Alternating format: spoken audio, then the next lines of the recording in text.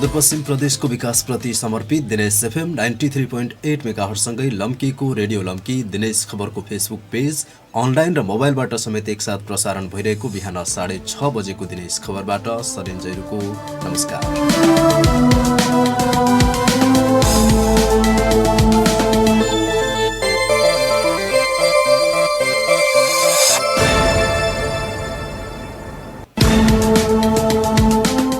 सुरुमा यस प्रसारणका प्रमुख खबरहरू। भागरथीको बलात्कारपछि हत्या गरेको आरोपमा पक्राउ परेका अभियुक्त प्रहरीद्वारा सार्वजनिक विद्यालयबाट घर फर्कने बेला नियन्त्रणमा लिएर हत्या गरेको बयान मृतकका आफन्तद्वारा शव बुझ्न अझै अस्वीकार। भागरथीको बलात्कार र हत्या अभियोगमा पक्राउ परेका किशोर दोषी प्रमाणित भए के कस्तो सजाय होला? 18 वर्ष र 16 वर्ष उमेरका जघन्य अपराधका दोषीलाई कानुनी सजायबारे चर्चा। सुदूरपश्चिम सरकार गठन भएको 3 वर्षमा स्थायी राजधानी घोषणा प्रमुख उपलब्धि मानिए पनि थुप्रै योजना कागजमै सीमित। सरकारको काम कारबाही प्रति प्रदेशवासी समेत खिन्न। राजनीतिक अवरोधका कारण काम गर्न मुस्किल भएको सरकारको दाबी। कैलाली र कञ्चनपुरका स्थानीय प्रशासनद्वारा गृह मन्त्रालयले दिएको निर्देशनको समेत अवज्ञा। परिपत्र अझै आइपुगेको छैन भन्ने दावी गर्दै भारतसँग जोडिएका नाका पूर्ण रूपमा खोल्न अटेरी गरेको गुनासो। र कैलालीमा नरबक्सी बाघ बसेको स्थान पत्ता लगाउन बसन्ता करिडोर सहितका क्षेत्रमा 17वटा क्यामेरा जडान। प्राविधिक टोलीले अध्ययनपछि आवश्यक कदम चाल्ने। कैलालीमै सवारी दुर्घटना परि एकजनाको मृत्यु। बैतडीकी 17 वर्षीय किशोरी भागरथी भट्टको बलात्कारपछि हत्या गरेको अभियोगमा पक्राउ परेका किशोरलाई प्रहरीले सार्वजनिक गरेको छ। दोगडा केदार गाउँपालिका 7 की भागरथीको बलात्कारपछि हत्या गरेको अभियोगमा पक्राउ परेका सोही ठाउँका दिनेश भट्टलाई जिल्ला प्रहरी कार्यालयमा पत्रकार सम्मेलन गर्दै बुधबार सार्वजनिक गरिएको हो। पत्रकार सम्मेलनमा सुदूरपश्चिम प्रदेश प्रहरी कार्यालयका प्रमुख प्रहरी नायब महानिरीक्षक उत्तम राव सुवेदीले भागरथी अध्ययनरत विद्यालयमै कक्षा 11 मा पढ्ने उहाँकै शब्दमा अन्दाजी 18 वर्षीय भट्टले हत्या गरेको बयानका क्रममा स्वीकार गरिसकेको बताउनु भयो। भागरथीको हत्या गर्ने पूर्व योजना अनुसार माघ 21 गते विद्यालयबाट अन्तिम कक्षा छोडेर घर फर्किएको। सिल्लेगडा भन्ने स्थानबाट मृतक भन्दा अगाडि गएर रोडमा कुरेर बसेको। आफू रहेको स्थानमा भागरथी पुग्ने बित्तिकै सडकबाट तल धकेल्दै दुवै हातले घाँटी थिचेर हत्या गरेको बयान दिएको डीआईजी सुवेदीले बताउनु भयो। नियन्त्रणमा लिएर घाँटी थिचेर हत्या गरे पनि भागरथीमाथि बलात्कार भने नगरेको दावी अभियुक्त भट्टले गरेको उहाँले बताउनु भयो। अभियुक्तले मृतकलाई मार्ने उद्देश्यले घटनास्थलमाथि रहेको रोडमा कुरी बसेको मृतक भागरथी भट्ट आइपुगे पश्चात मृतकलाई सडकभन्दा तलतर्फ धकेलिदिएको र अभियुक्त मृतकलाई बलजफ्ती नियन्त्रणमा लिई घटनास्थलमा पुर्याई दुवै हातले घाँटी अठ्याई मारी बाइन समेत घुँडासम्म फुकाली करनी गर्न लाग्दा उसले चाहिँ आफूले त्यसपछि चाहिँ त्यतिकै छोडेको भन्ने अहिले प्रारम्भिक भनेको छ। यसअघि प्रहरीले जिल्ला अस्पताल बैतडीमा गरिएको शव परीक्षणको रिपोर्ट भने भागरथीको बलात्कारपछि हत्या गरेको पुष्टि भएको जनाएको छ। तर भागरथीको भेजाइनल स्वाब र अभियुक्तको डीएनए परीक्षणका लागि नेपाल प्रहरीको विधि विज्ञान प्रयोगशालामा पठाइएकोले रिपोर्ट प्राप्त भएपछि अनुसन्धानमा थप सहज हुने अपेक्षा प्रहरीले गरेको छ। प्रहरी नायब महानिरीक्षक सुवेदीका अनुसार तत्काल अभियुक्तले दिएको साबिती बयान, लोकेसनका आधारमा घटना भएको समयमा भट्ट घटनास्थलमा देखिनु, प्रत्यक्षदर्शी अन्य प्राविधिक पक्षको विश्लेषण लगायतका आधारमा आरोपीका रूपमा सार्वजनिक गरिएको हो। अहिलेसम्मको घटनास्थल जाँच र जुन हाम्रो आरोपित व्यक्तिको चाहिँ तत्काल घटनास्थलमा उसको उपस्थिति, तत्काल उसलाई चाहिँ हामीले चाहिँ सोधपुछको क्रममा हामीले नियन्त्रणमा लिनुभन्दा अगाडि पनि सोधपुछ हुन्छ नि विभिन्न खालका, के हो तपाईँ कहाँ हुनुहुन्थ्यो, तत्काल सोधपुछको क्रममा निजले दिएको बयान, निजको चाहिँ टेक्निकल इन्भेस्टिगेसन गर्दाखेरि उसको चाहिँ देखिएको लोकेसन, यी सबैको आधारमा चाहिँ र निजले गरेका साबिती कुराहरू जुन छन् त्यसको आधारमा चाहिँ हामीले अहिले आरोपित बनाएका छौँ। मृतकका दाजु शंकर भट्टले अभियुक्त विरुद्ध कर्तव्य ज्यान र बलात्कार सम्बन्धी कसुरमा कारबाहीका लागि जाहेरी दर्ता गरेकोले अदालतबाट म्याद थप गरी अनुसन्धान भइरहेको प्रहरीले जनाएको छ।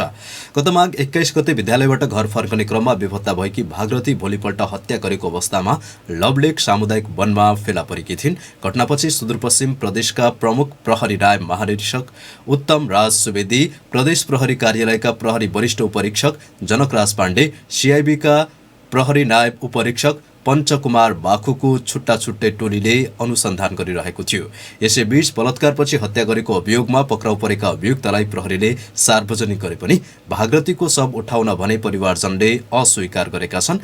भागरथीको बलात्कारपछि हत्यामा संलग्न भएका व्यक्तिलाई सार्वजनिक नगरेसम्म शव नउठाउने अडान लिएका मृतकको परिवारले प्रहरीले अभियुक्त सार्वजनिक गर्दा समेत सब नबुझेको हो। जिल्ला प्रहरी कार्यालय बैतडीका प्रवक्ता प्रहरी निरीक्षक जनक बहादुर धामीले प्रक्रियामा रहे पनि अहिलेसम्म मृतकका आफन्तले सब नबुझेको बताए। मृतकका काका नाता पर्ने शिवराज भट्टले प्रहरीले अभियुक्त सार्वजनिक गरे पनि आफूहरू उनले दिएको भनिएको साबिती बयानमा विश्वस्त नरहेको कारण तत्काल सब नबुझेको बताउनुभयो। प्रहरीले सार्वजनिक गरेको अभियुक्त प्रति विश्वास गर्नुपर्ने विश्वसनीय प्रमाण प्रस्तुत नगरेकाले सब नबुझेको उहाँले बताउनुभयो।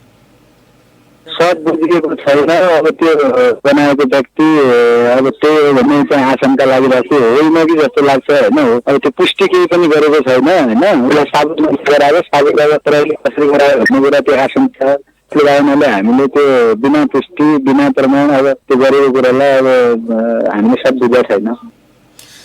प्रहरीले बुधबार दिउँसो भागरथीको बलात्कारपछि हत्या गरेको अभियोगमा दोगडा केदार गाउँपालिकाकै अन्दाजी 18 वर्षीय दिनेश भट्टलाई सार्वजनिक गरेको थियो।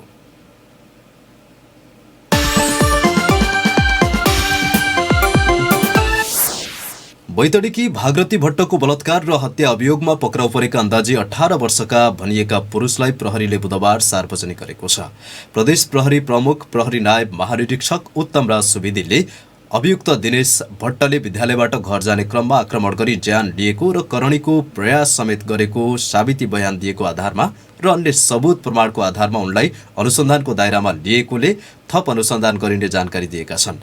अभियुक्तको उमेर 18 वर्ष वा 16 वर्ष भए दोषी ठहर भए उनलाई कस्तो सजाय होला भन्ने प्रश्नहरू अहिले निकै टटकारो भएका छन्। नाबालक जस्ता जघन्य अपराधमा संलग्न भए उनीहरूमाथि के कस्तो सजाय हुन्छ, कानुनी व्यवस्था के छ, थप चर्चा गर्दै हुनुहुन्छ हाम्रा सहकर्मी नारायण बस्ती।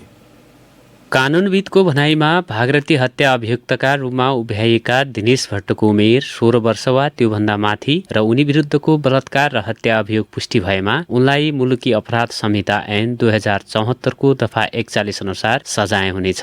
उक्त दफामा भनिएको छ, यस ऐनमा अन्यत्र जुनसुकै कुरा लेखिएको भए तापनि देहाएको कुनै कसुर गर्ने कसुरदारलाई जन्मकैदको सजाय गर्दा त्यस्तो कसुरदार जीवित रहेसम्म कैद गर्नुपर्नेछ। उक्त दफाको देहाय 6 मा जबरजस्ती गरी ज्यान मारेको भन्ने उल्लेख छ। यस प्रकरणमा पनि पोस्टमार्टम रिपोर्टले बलात्कार भएको देखाएको छ। यस्तो अवस्थामा दफा 41 आकर्षित हुनेछ र जबरजस्ती करणी गरी ज्यान मारेको उद्योगमा दिनेश भट्टलाई आजीवन कारावासको सजाय हुने बताइएको छ। त्यसैगरी यसमा जबरजस्ती करणी बाबत अतिरिक्त सजाय पनि हुनेछ, जसका लागि मुलुकी अपराध संहिता ऐन 2074 को दफा 219 उपदफा 1, 2 र 3 को घ आकर्षित हुने देखिन्छ। उपदफा 1 मा जबरजस्ती करणी गर्नु हुँदैन भन्ने उल्लेख छ भने उपदफा 2 मा कसैले कुनै महिलालाई निजको मन्जुरी नलिई करणी गरेमा वा मन्जुरी लिएर भए पनि 18 वर्षभन्दा कम उमेरको कुनै बालिकालाई करणी गरेमा निजले त्यस्तो महिला वा बालबालिकालाई जबरजस्ती करणी गरेको मानिनेछ। भागरथीको उमेर 18 वर्षभन्दा कम रहेकाले जसरी पनि बलात्कार नै मानिने प्रश्न देखिन्छ।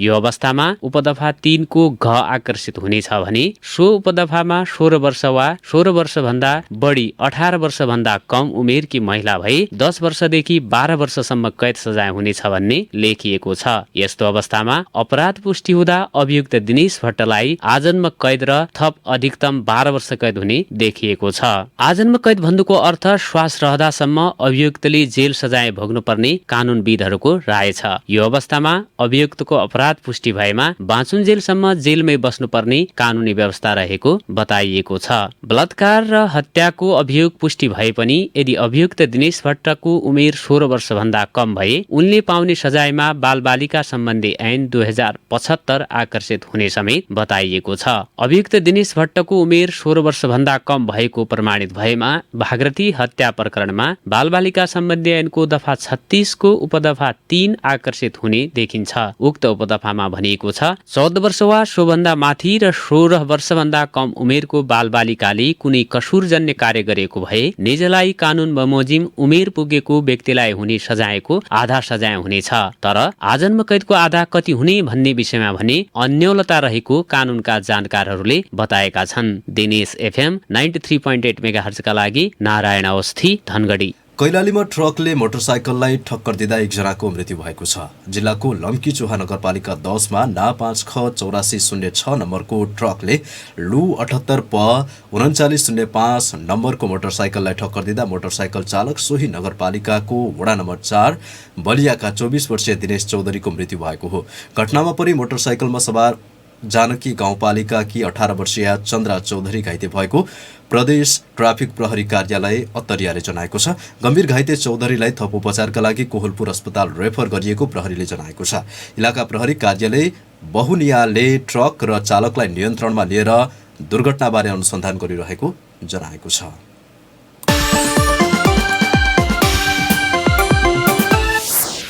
सुदूरपश्चिम प्रदेश सरकार गठन भएको बुधबार 3 वर्ष पूरा भएको छ। तर उसले जनअपेक्षा अनुरूप काम गर्नबाट असफल भएको भन्दै प्रतिपक्षी दलहरूले प्रदेश सरकारको खरो आलोचना गरेका छन्। सुदूरपश्चिम सरकारले भने प्रदेशको स्थायी राजधानी घोषणा, प्रदेश सडक योजना सार्वजनिक हुनु जस्ता विषयलाई आफ्नो उपलब्धि मानेको छ। तिनै विषय समेटेर प्रदेशको मुख्यमन्त्री तथा मन्त्री परिषदको कार्यालयले भने आफ्ना 3 वर्षका उपलब्धिको किताब सार्वजनिक गर्ने योजना बनाएको छ। सुनौ सहकर्मी कमल साउदको रिपोर्ट। सुदूरपश्चिम सरकारको 3 वर्षको उपलब्धि के होला? गोदावरीमा सुदूरपश्चिम प्रदेशको स्थायी राजधानी घोषणा गर्नु र प्रदेशको नाम सुदूरपश्चिम राख्नुलाई त्रिलोचन भट्ट सरकारले आफ्नो प्रमुख उपलब्धि मानेको छ। तर दुर्भाग्य वन्यजन्तु विचरण गर्ने गोदावरीको हरियो वनमा सुदूरपश्चिमको स्थायी राजधानी तोकिएको भन्दै मुद्दा परेका छन्, जुन अझै सर्वोच्च अदालतमा विचाराधीन छन्। कानुनी जटिलताका कारण स्थायी राजधानीको विस्तृत योजना प्रतिवेदन DPR समेत तयार पारिएको छैन। प्रदेश सरकारले 9 जिल्लामा 9 सडकलाई प्रादेशिक सडकका रूपमा निर्माण थालेको, सेती प्रादेशिक अस्पतालको सेवामा सुधार गरिएको लगायतका कामलाई आफ्ना अन्य उपलब्धि मानेको छ। मुख्यमन्त्री कृषि कार्यक्रमलाई अर्को उपलब्धि भनिएको छ। प्रदेश सरकारका प्रवक्ता एवं आन्तरिक मामिला तथा कानून मन्त्री प्रकाश शाह, राजधानीका निम्ति आवश्यक पर्ने जग्गा अब संघीय सरकारले उपलब्ध गराउनु पर्ने, संघीय सरकारले 1 वर्षसम्म पनि त्यो लगभग हामीले निर्णय गरेर पठाएको कुरालाई चाहिँ सम्बन्धित ठाउँमा पुर्याउन निर्णय गर्नमा नै त्यत्रो समय लाग्यो होइन। त्यसपछि अब संघीय सरकारले EIA गर्ने, वातावरण सम्बन्धी काम गर्ने, अध्ययन गर्ने त्यो अधिकार संघीय सरकारलाई छ। अब धेरै लामो समय लागिसकेपछि अब हामी आफै वातावरण सम्बन्धी अध्ययन गर्छौँ, EIA गर्छौँ, DPR बनाउँछौँ। प्रतिपक्षी दलहरूले भने सुदूरपश्चिम सरकार पुरै असफल भएको दावी गरेका छन्। उनीहरूले प्रदेश सभाबाट पारित भएका कानून समेत कार्यान्वयन गर्न नसकेको आरोप लगाएका छन्। प्रदेश सरकारले घोषणा गरेका सार्वजनिक बस सेवा सञ्चालन, प्रदेश सभाका 32 वटै क्षेत्रमा सुपथ मूल्य पसल सञ्चालन, औद्योगिक ग्राम स्थापना, प्रदेश खाद्य संस्थान स्थापना, जडीबुटी प्रशोधन केन्द्र लगायतका कार्यक्रम कार्यान्वयन कागजी योजना मात्र भएको प्रतिपक्षी दलहरूको आरोप छ। नेपाली कांग्रेसका प्रतिपक्षी दलका नेता डाक्टर रणबहादुर रावल, 50% प्रवासीहरूलाई म रोजगारी दिन्छु भन्नुभएको थियो। कतिलाई दिनुभयो उहाँलाई सोध्नुहोस्, 3 वर्षमा के गर्नुभयो भनेर। त्यसैले समग्रमा के छ भन्दाखेरि यो सरकार 2/3 भए तापनि सुदूरपश्चिमको जनताको विपरीत काम गरेको छ। केवल आफू केन्द्रित, आफ्नो नजिकका आसेपासे केन्द्रित मात्रलाई चाहिँ बल पुर्याउने काम गरेको छ। राष्ट्रिय जनता पार्टीका संसदीय दलका नेता कृष्णबहादुर चौधरीले पनि प्रदेश सरकारको आलोचना गर्नुभएको छ। कामको गति चाहिँ एकदमै सुस्त छ। त्यसकारणले यो सरकार अब जनताले, हामी सुदूरपश्चिमवासीले, हामी मान्नेहरूले चाहे अनुसारको काम गर्न चाहिँ सकेको छैन।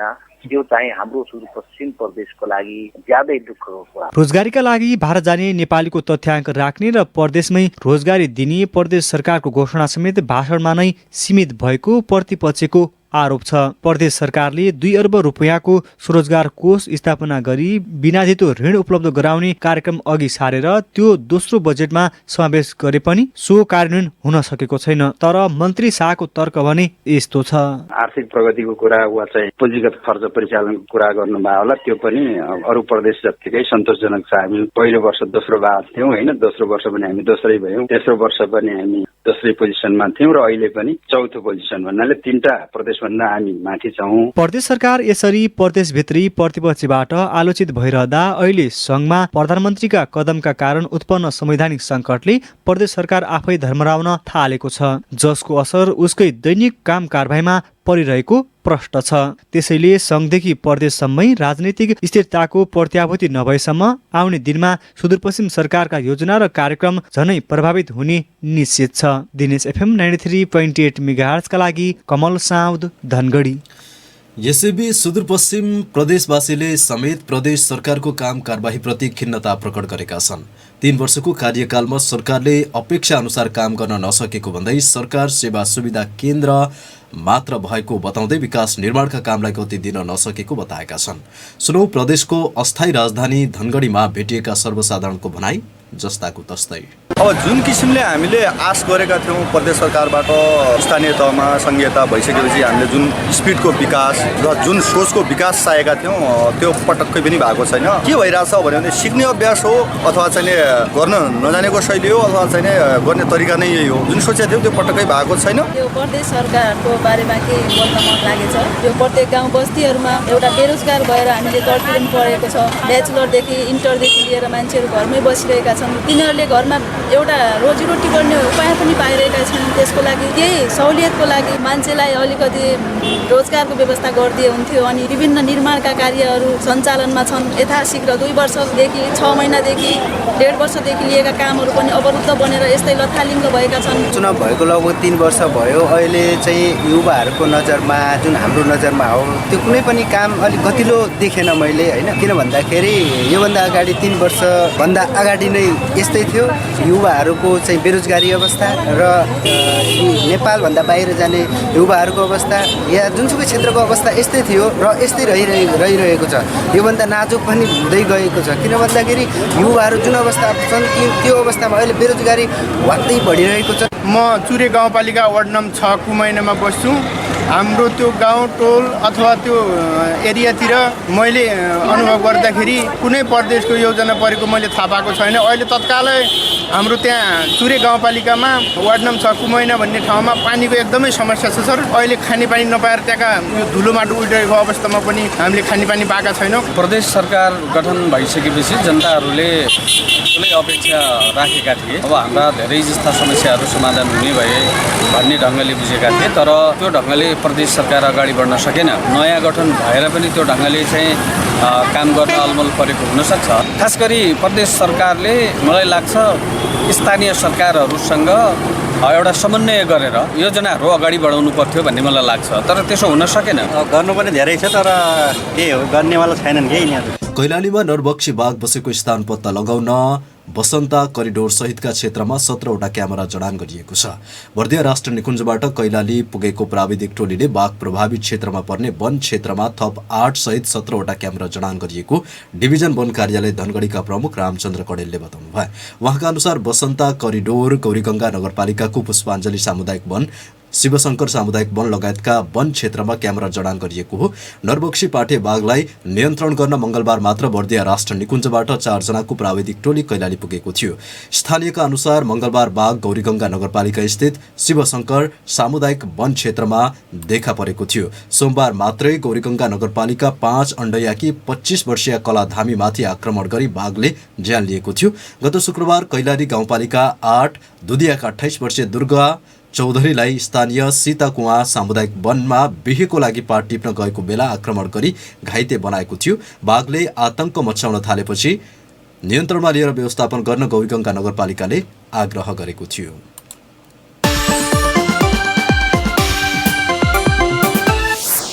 दार्चुलामा भिरबाट धकेलेर एक महिलाको हत्या गरिएको छ। जिल्लाको नौगाड गाउँपालिका 6 धुलीगडाकी 25 वर्षीय अम्बरा खत्रीको सोही ठाउँका 28 वर्षीय अकबर सिंह बोहराले भिरबाट धकेलेको प्रहरीले जनाएको छ।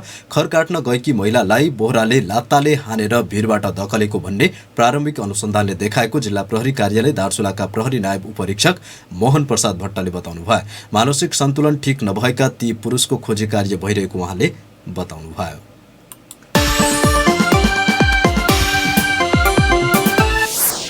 गृह मन्त्रालयको आदेश विपरीत सुदूरपश्चिममा भारतसँग सीमा जोडिएका नाकाहरूमा अझै सहज आवागमन हुन सकेको छैन। मन्त्रालयले मन्त्री परिषदको निर्णय बमोजिम गत माघ 16 गते कञ्चनपुरको गड्डाचौकी र त्रिनगर ग्वारीफन्टा नाका, बैतडीको झुलाघाट नाका र दार्चुलाको खलङ्गा र पुलघाट नाका नेपाली र भारतीयहरूको आवागमनका लागि पूर्ण रूपमा खुला गरेको थियो। तर अहिले पनि कतिपय नाकाहरूमा सहज आवागमनमा लगाइएको रोक कायमै रहेको पाइएको छ। नाका पूर्ण रूपमा खोल्ने सम्बन्धमा परिपत्र नआएको भन्दै प्रशासन पन्छिने गरेका छन्। तर गृह मन्त्रालयले भने नाका खुला गर्ने सम्बन्धमा मन्त्री परिषदले गरेको निर्णय कार्यान्वयन गर्न भनी पत्र पठाइसकेको जिकिर गरेको छ। सुनौ एक रिपोर्ट। सुदूरपश्चिमवासीहरूको प्रमुख व्यापारिक केन्द्र सीमावर्ती भारत हो। दैनिक उपभोग्य वस्तुहरूको किनमेल, औषधि उपचार, रोजगारी, शिक्षा लगायतका कामहरूको लागि सीमावर्ती भारत जानुपर्ने सुदूरवासीको बाध्यता नै छ। सरकारले कोरोना महामारी नियन्त्रणका लागि गत चैत्रमा देशभरिका नाका बन्द गरेको थियो। पछि बिस्तारै खुकुलो बनाउँदै लगेको थियो। गृह मन्त्रालयले सुदूरपश्चिमका कञ्चनपुरको गड्डाचौकी नाका, कैलालीको त्रिनगर नाका, बैतडीको झुलाघाट नाका र दार्चुलाको खलङ्गा र पुलघाट नाका खुला गर्ने स्थानीय प्रशासन पत्र पठाइसकिएको बताएको छ। गृह मन्त्रालयका प्रवक्ता चक्रबहादुर बुढा त्यसको लागि छुट्टै परिपत्र आउनु पर्दैन नि त। निर्णय कार्यान्वयन गर्नु भनेर पठाइसकेका छ हामीले, त्यो पनि छुट्टै परिपत्र आउँदैन। गृहले आदेश दिए पनि कञ्चनपुरको गड्डाचौकी नाका, कैलालीको त्रिनगर नाका र दार्चुलाका केही नाकाहरूमा अझै सहज आवागमन हुन सकेको छैन। अत्यावश्यक सेवाका सवारी साधन, भारतबाट स्वदेश फर्कने र भारत जानेहरूलाई भने कुनै रोक नलगाइए पनि दैनिक उपभोग्य वस्तुहरूको किनमेलका लागि हुने आवत जावतमा भने रोक कायमै रहेको छ। गृहको पत्र नआएका कारण नाकामा निर्वाध रूपमा आवागमनमा रोक लगाइएको भन्दै प्रशासनहरू पन्छिरहेका छन्। कञ्चनपुरका प्रमुख जिल्ला अधिकारी रामकुमार महतो नेपाल सरकारको निर्णय हामीले जसरी आउँछ त्यसरी कार्यान्वयन गर्दै जाने हो। अहिलेसम्म भएको निर्णय कार्यान्वयन भइरहेछ। निर्वाध रूपमा सीमा खोल्ने भन्दा त्यस्तो निर्णय आएको छैन। तर गृहको आदेशपछि बैतडीको झुलाघाट नाका भने खुलेको छ। जिल्ला प्रशासन कार्यालय बैतडीले स्वास्थ्य सुरक्षाका मापदण्डको पालना गरी आवश्यक भएका नेपाली र तोकिएको शर्तको पूर्ण पालना गरी भारतीयहरूलाई समेत नेपाल आउन दिने गरी नाका सहज पारेको हो। बैतडीका प्रमुख जिल्ला अधिकारी मोहनराज जोशी अहिले चाहिँ हामीले त्यहाँको नाकाको बारेमा मान्छेहरू आउने जाने कुरालाई चाहिँ स्वास्थ्य सुरक्षा मापदण्ड अनुसरण गरेर आउन जाने दिएसँग कुनै समस्या छैन, अवरोध छैन। गृह मन्त्रालयले नाका खुला गर्न आदेश दिएको महिना दिन पुग्न लाग्दा समेत नाकाहरूमा सहज आवागमन नभएपछि असुलीको चलखेल भएको हुन सक्ने स्थानीयहरूले चिन्ता गरेका छन्। दिनेश एफएम 93.8 मेगाहर्ट्जका लागि सरेन्जैरू धनगढी। बढ्दै गइरहेको महिलामाथि हुने विभिन्न हिंसा अन्त्यका लागि भन्दै धनगढीमा प्रदर्शन भएको छ। बलात्कारपछि हत्या गरिएकी बैतडीकी 17 वर्षीय किशोरी भागरथीलाई न्याय माग्दै तथा देशभर महिलामाथि भइरहने हिंसाको अन्त्य गर्नुपर्ने भन्दै धनगढीको चौराहादेखि पार्क मोडसम्म र्याली निक्लिएको हो। अन्तरपार्टी महिला सञ्जाल सुदूरपश्चिम प्रदेश र अखिल नेपाल महिला संघले उक्त प्रदर्शन गरेका हुन्।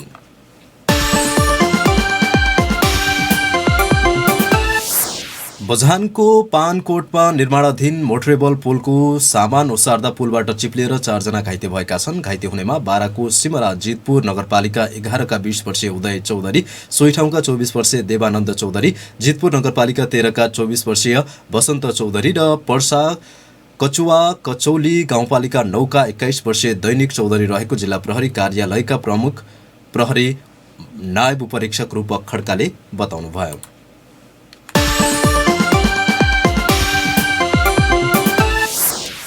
कञ्चनपुरको बिरकुटी माध्यमिक विद्यालयमा 1 लाखको अक्षय कोष स्थापना गरिएको छ। विद्यालयकी पूर्व विद्यार्थी समेत रहेकी पूर्व राजदूत डाक्टर माया कुमारी शर्माले छात्रवृत्ति उपलब्ध गराउन पुनाराम शर्मा र माया कुमारी शर्मा छात्रवृत्ति अक्षय कोषको स्थापना गर्नुभएको हो। आफ्ना स्वर्गीय बुवा र आफ्नो नामबाट स्थापना गरिएको सो अक्षय कोषबाट हरेक वर्ष एसईई परीक्षामा सर्वोत्कृष्ट नतिजा ल्याउने 1 जनालाई नगद 5000 छात्रवृत्ति प्रदान गरिने डाक्टर शर्माले बताउनुभयो।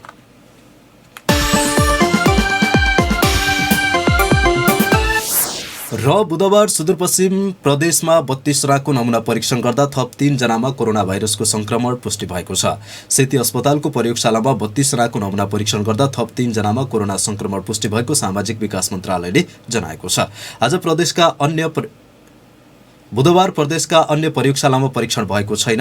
हालसम्म सुदूरपश्चिममा कोरोना संक्रमितको संख्या 14354 पुगेको छ। संक्रमण पुष्टि भएका मध्ये 13460 जनाले कोरोना जितेका छन् भने 77 जनाको ज्यान गएको छ।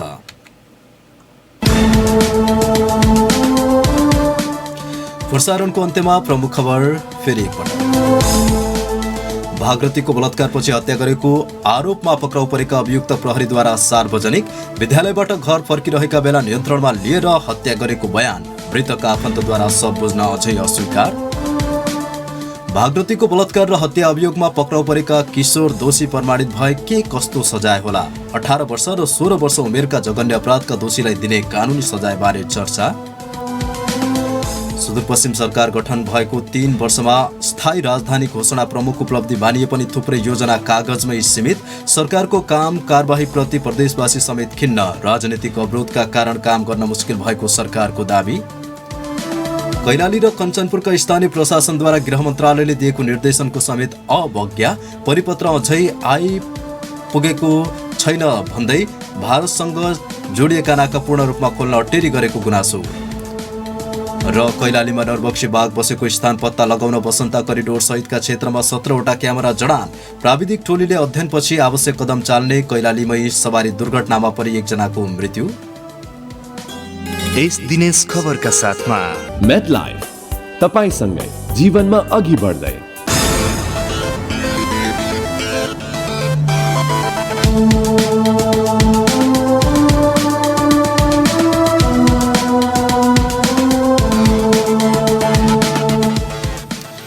हौस् त सुदूरपश्चिम प्रदेशको विकासप्रति समर्पित दिनेश एफएम 93.8 मेगाहर्जसँगै लम्कीको रेडियो लम्की दिनेश खबरको फेसबुक पेज, अनलाइन र मोबाइलबाट समेत एकसाथ प्रसारण भइरहेको बिहान 6:30 बजेको दिनेश खबर सकियो। हाम्रो अर्को समाचार साँझ 6:30 बजे प्रसारण हुनेछ। अहिलेको यो समाचार बुलेटिनबाट सरेन जैदुलाई बिदा दिनुहोस्। नमस्कार, शुभ दिन।